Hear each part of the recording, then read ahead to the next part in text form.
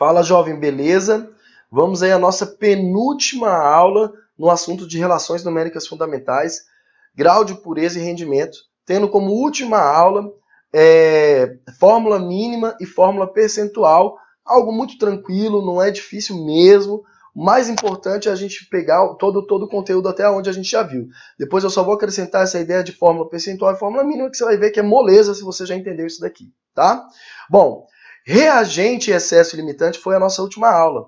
E lá vimos que às vezes colocamos mais reagente para garantir uma reação. Olha só que interessante. Por que utilizar de excesso para garantir uma reação? Se eu colocasse as devidas proporções, já não seria o suficiente para a reação acontecer? Aí que tá. Na prática, pessoal, existem condições externas que podem interferir numa reação. Para que uma reação ela aconteça por completo, eu tenha certeza de que apenas as relações proporcionais, as relações estequiométricas, sejam suficientes para o rendimento daquela reação ser por cento, eu tenho que criar uma condição de temperatura, pressão, ambiente, cinética.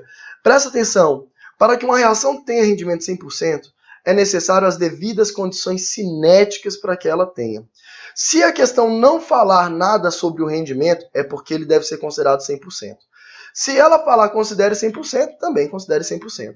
Agora, se ela falar que o rendimento não foi de 100%, considere um rendimento de 80%, como é que você faz? Você vai fazer a continha toda bonitinha, fazendo a estequiometria, presta atenção, segue essa linha, faz toda a continha como se fosse um rendimento de 100%, e no final você pega aquele teu resultado e multiplica pelo rendimento que ele falou. Aquele teu resultado você achou em 100% de rendimento, como não foi 100%, digamos que foi 80%, logo, se o seu resultado está para 100, 80% estaria para X, para a quantidade exata que você obteve naquela reação. O que eu quero te dizer é o seguinte, eu não posso garantir que o fato de eu ter dois reagentes em contato em proporção, aquele contato, por exemplo, já é suficiente para a reação acontecer. A exemplo disso é, eu vou lá colocar gás oxigênio e o gás do bujão. Eles entrando em contato, você já tem queima? Já começa a pegar fogo? Não. O gás do bujão e o gás oxigênio, eles precisam daquela faísquinha, eles precisam de uma energia de ativação necessária para a reação começar a acontecer. E para que aquela reação continue acontecendo, eu preciso dessa energia ser mantida. Então, o que você precisa entender? Eu preciso de condições para que uma reação ocorra. Condições essas, inclusive, que vamos estudar no capítulo no tema que envolve a parte de velocidade da reação e condições necessárias para que a reação ocorra, lá na parte de cinética química. Mas já saiba que para uma reação ter 100% de rendimento, eu preciso criar todas as condições favoráveis para que a mesma ocorra. Agora, normalmente isso não acontece. Então o rendimento termina não sendo de 100%. E tem um segundo fator. Pessoal, algumas reações químicas, ao mesmo tempo que elas acontecem no sentido direto, reagente para produto, os produtos passam a voltar a ser reagente, ela fica indo e voltando. Uma reação que tem esse tipo de característica, de ida e de volta, é uma reação que nós vamos estudar em equilíbrio químico. É uma reação que entra em equilíbrio. Aquela reação nunca vai consumir totalmente o reagente. Pois toda vez que eu estou consumindo reagente, o produto está voltando a ser reagente. Ele retorna durante a reação. Reagente consumido, produto também consumido, voltando a ser reagente. Nesse caso, vai ficar aquele ciclo sem fim, onde as quantidades tendem a um determinado momento se estabilizar, pois a velocidade da reação direta se torna igual à velocidade da reação inversa, não permitindo dessa forma jamais um rendimento de 100%, uma vez que o reagente não vai ser totalmente consumido. Poderia dar, por exemplo, para você uma relação física para você entender. Se eu fecho uma panela e começo a aquecer uma água lá dentro, a mesma começa a evaporar. Encontra a tampa da panela, condensa e começa a se precipitar. Vai chegar um momento que a velocidade que a água se precipita, está ali pingando na panela, está igual à velocidade que a água vaporiza. Então o nível da água já não altera mais, pois a velocidade de vaporização se torna igual à velocidade dessa precipitação. Resultado, você vai considerar que a vaporização teve um rendimento de 100%? Não, pois seria de 100% se ela toda vaporizasse, e não é o que acontece. Da mesma forma, uma reação química pode se encontrar nessa dada situação. E o grau de pureza, Jonatas? Galera, lembre-se que pureza nada mais é do que identificar uma única substância em um meio. Quando eu falo que um sistema é puro, lembra lá das nossas primeiras aulas do nosso módulo de Química Geral? Classificamos um sistema puro, aquele sistema constituído por uma única substância. Portanto, pureza significa tentar isolar substâncias. Purificar não quer dizer limpar necessariamente. Purificar quer dizer isolar substâncias. E quando eu estou falando do grau de pureza, é porque, por vezes, eu vou pegar um reagente e que ele contém junto outras substâncias ao seu redor. Exemplo, eu pego calcário a fim de obter carbonato de cálcio. Só que o calcário não é só carbonato de cálcio. Então eu preciso saber quantos daquela amostra corresponde a carbonato de cálcio. Por exemplo, eu vou lá e faço análise assim, ó. Eu peguei 1 kg de calcário. Deixa eu ver quanto desse 1 kg era de fato carbonato de cálcio. Aí, digamos que a gente encontra que 800 gramas do calcário, de 1 kg, de 1000 gramas, 800 gramas era carbonato de cálcio. Esses 800 gramas correspondem a quanto de 1000? 80%. Então eu posso dizer que o calcário ele apresenta grau de pureza ou apresenta pureza em carbonato de cálcio de 80%, pois de toda a massa do calcário, 80% dela era só carbonato de cálcio. Para que eu preciso dessa informação? Porque se eu colocar 1 kg de calcário, imaginando que aquele calcário é todo carbonato de cálcio, você concorda que vai ter uma diferença aí de 200 gramas no nosso exemplo? E essa diferença, pessoal, vai mudar as condições da reação, porque eu não coloquei as devidas proporções. Uma vez que eu achava que aquele calcário era todo carbonato de cálcio e coloquei 1 kg, você precisa entender que aquele 1 kg que eu coloquei de calcário não corresponde a carbonato de cálcio. E quem vai reagir é o carbonato de cálcio, só os 800 gramas. Eu coloco 1 kg achando que eu estou colocando lá a proporção em massa, só que na verdade eu errei, porque eu desconsiderei o fato de que nem todo calcário é formado por carbonato de cálcio. Então, você conhecer a pureza, quanto de uma mistura é pura em uma substância, pureza, o quanto de uma mistura é pura em uma única substância, permite você não errar na hora que você for colocar aquela mistura numa reação, já que você vai levar em consideração a pureza daquela mistura. Vamos fazer uma questão da prova do Enem de 2015, que caiu exatamente em rendimento, pureza e as relações estequiométricas. Para proteger estruturas de aço da corrosão, a indústria utiliza uma técnica chamada galvanização. Um metal bastante utilizado nesse processo é o zinco, que pode ser obtido a partir de um minério denominado esfalerita. O minério denominado esfalerita, ZNS, sulfeto de zinco, de pureza 75%. O que isso quer dizer? Que o minério, qualquer que seja a amostra dele, 75% daquela massa corresponde ao quê? A sulfeto de zinco. É 100%? Não, por isso que ele falou com pureza de 75%.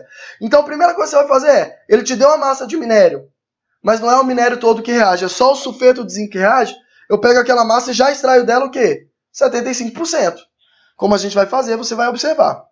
Considere que a conversão do minério de zinco metálico, do minério em zinco metálico, tem rendimento de 80% nessa sequência de reações químicas. Preste atenção, não acontece uma única etapa. Uma reação tem relação com a outra. São duas reações que estão correlacionadas. As duas relações têm dependência. A segunda reação só acontece depois que a primeira reação ocorre. Pois, olha quem é o reagente da segunda reação. Óxido de zinco.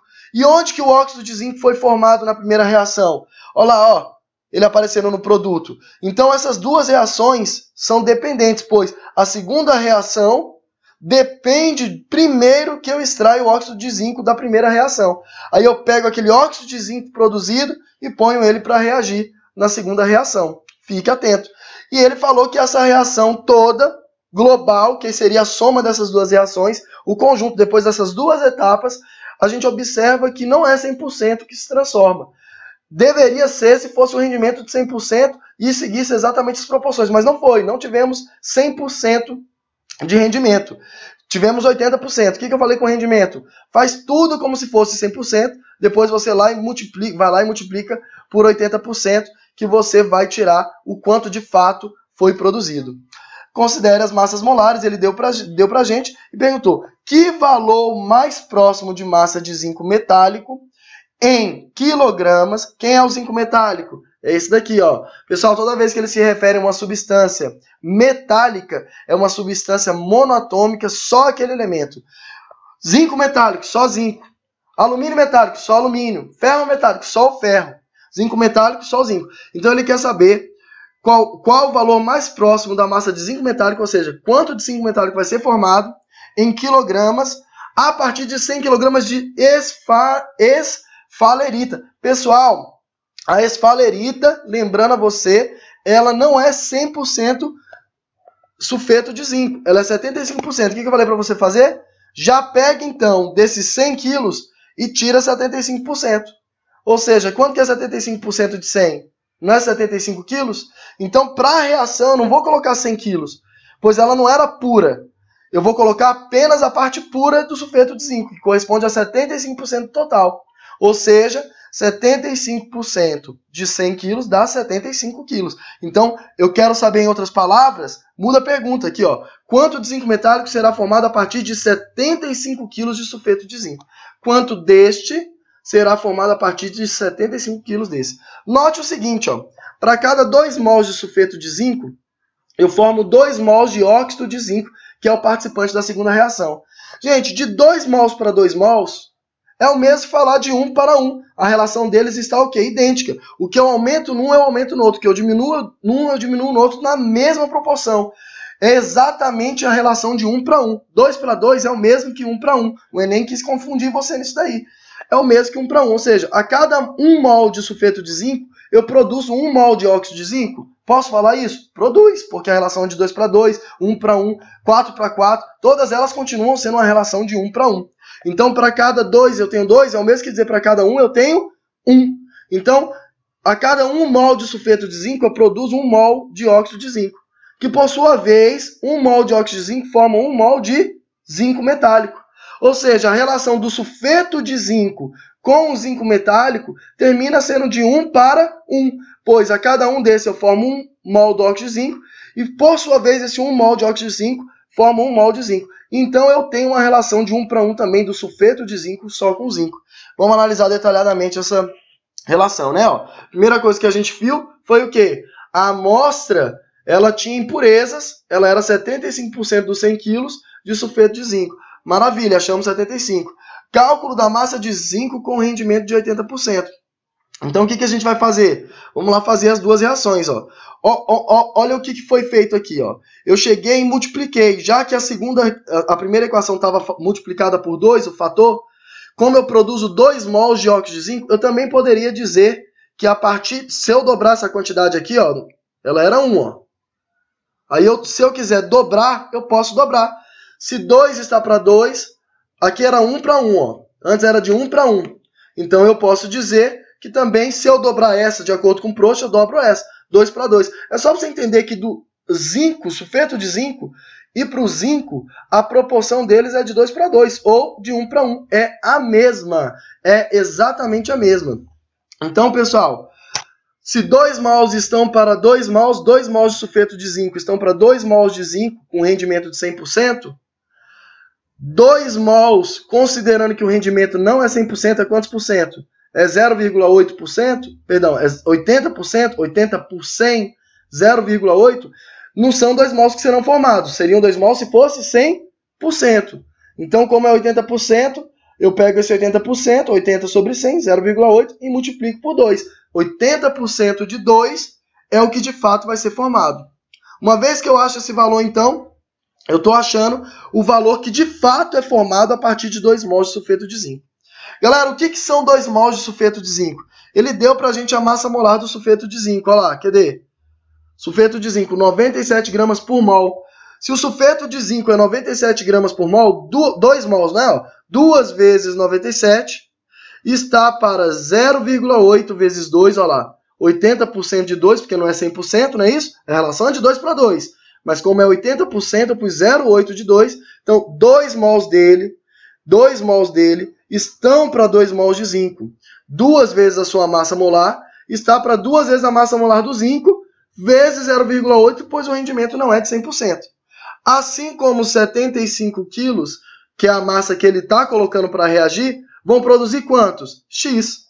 Então, a primeira linha a gente extraiu do texto, da reação balanceada, das condições que ele criou para mim. E a segunda linha eu fui lá e coloquei, olha, ele não quer a partir de 2 mols, ele quer a partir de 75 quilos.